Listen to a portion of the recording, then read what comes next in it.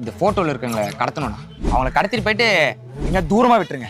ஓகேப்பா, ஒரு 50 ரூபா செலவாமே பரவாயில்லையா? ஓகே. ஆமா, யாரு இவங்க? என் ஒய்ஃப்ண்ணே. என்னடா ஒய்ஃபை கத்த சொல்றான்?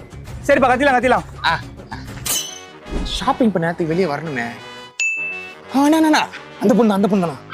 தம்பி, நீ வேலை முடிஞ்ச மாதிரி நினச்சிக்கோ. டேய், ஆட்டோ வரா. நான் கத்திருங்கண்ணா. நீ போ.